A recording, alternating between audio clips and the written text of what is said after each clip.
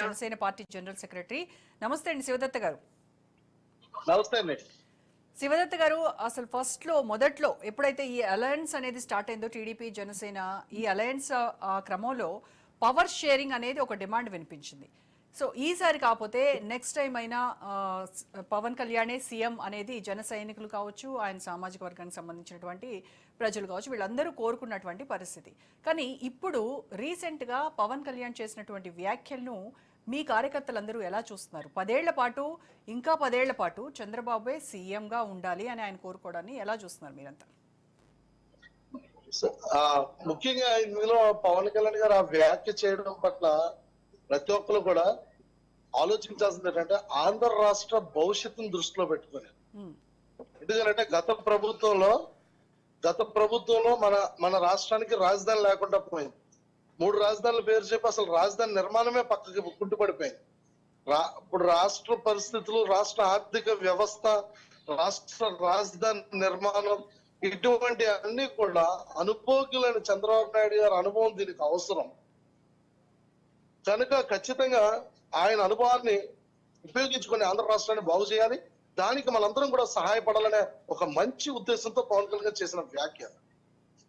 ఈ రోజు రాష్ట్ర పరిస్థితిని చూస్తే నిజంగా చంద్రబాబు నాయుడు గారు ముఖ్యమంత్రిగా ఉన్నారు, ఉప ముఖ్యమంత్రిగా పవన్ కళ్యాణ్ గారు ఉన్నారు, పంచాయతీ శాఖ మంత్రివర్యులుగా చూస్తున్నారు. అలాగే ఈ రోజు అంటే మన రాష్ట్రంలో పంచాయతీ నిధులు గత ప్రభుత్వంలో మొత్తం కూడా ఎక్కడా కూడా అసలు పంచాయతీ నిధులను పూర్తిగా స్వాహా చేసిన ఘనత జగన్మోహన్ రెడ్డిది. అయితే పంచాయతీలకి ప్రత్యేక నిధులు కేటాయించి, స్వాతంత్ర దినోత్సవ సంబరాలకు కూడా నిధులు కేటాయించి ఈ రోజు పంచాయతీలు అన్ని కూడా అభివృద్ధి పదంలో ముందుకు వెళ్ళాలని చెప్పి కోట్ల నిధుల్ని పంచాయతీలకు పంపించిన ఘనత పవన్ కళ్యాణ్ గారిది. దానికి సహకరించిన ఘనత చంద్రబాబు నాయుడు. ఓకే, కనుక ఏంటంటే రాష్ట్ర భవిష్యత్తును దృష్టిలో పెట్టుకొని రాష్ట్రం అభివృద్ధి చెందాలి, రాష్ట్రంలో యువతకు ఉద్యోగావకాశాలు కల్పించాలి. రాష్ట్రం పూర్తిగా అతలాకుతలం అయిపోయింది. గత 5 సంవత్సరాల్లో జగన్మోహన్ రెడ్డి చేసిన విధ్వంసాన్ని మనం తిరిగి నిర్మాణం చెయ్యాలి. తిరిగి రాష్ట్రాన్ని బాగు చేయాలంటే కనీసం 10 ఏళ్ళ టైం పడుతుంది.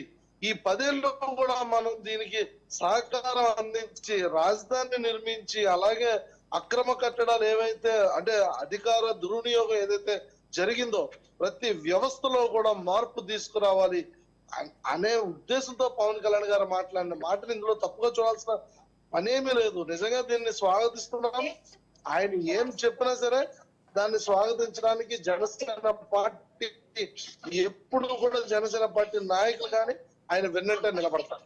సో ఆంధ్రప్రదేశ్ అభివృద్ధికి చంద్రబాబు నాయుడు చేస్తున్నటువంటి కృషికి అదంతా చూస్తున్నటువంటి పవన్ కళ్యాణ్ ఒక ఎమోషనల్ గా ఆ కాంటెక్స్ట్ లో అన్నటువంటి మాట అంతే.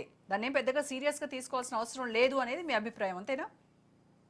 పెద్దగా సీరియస్ గా తీసుకోవాల్సిన లేదని ఎలా అంటారండి? రాష్ట్ర అభివృద్ధిని సీరియస్ గా తీసుకోకూడదు అనే అంశాన్ని ఎవరైనా మాట్లాడతారా? శివదత్త గారు, మీకు అర్థం కాలేదు.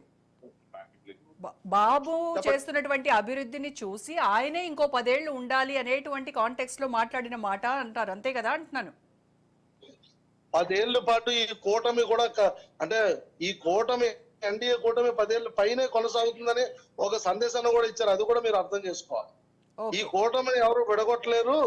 ఖచ్చితంగా మేము ఆ దిశగానే ప్రయాణం చేస్తున్నాం. ఇప్పుడు మన పవన్ కళ్యాణ్ గారు పిఠాపురం వచ్చినప్పుడు కొన్ని వ్యాఖ్యలు చేశారు. మహిళల పట్ల జరుగుతున్న దాడుల రీత్యా ఇదే మీడియా వారు ఒక మీడియా ఆమె ప్రశ్నించినప్పుడు దానికి ఆయన స్పందించిన తీరు నిజంగా అద్భుతం. ఆయన సగటు భారతీయుడు పడ్డ ఆవేదన, అయితే తెలుగువాడు ఏ విధంగా మహిళలు అదృశ్యమైపోతారో, 30,000 పైచిలకు మహిళలు గత ప్రభుత్వంలో అదృశ్యమైపోయారన్న సంగతి తెలిసిన అంశమే.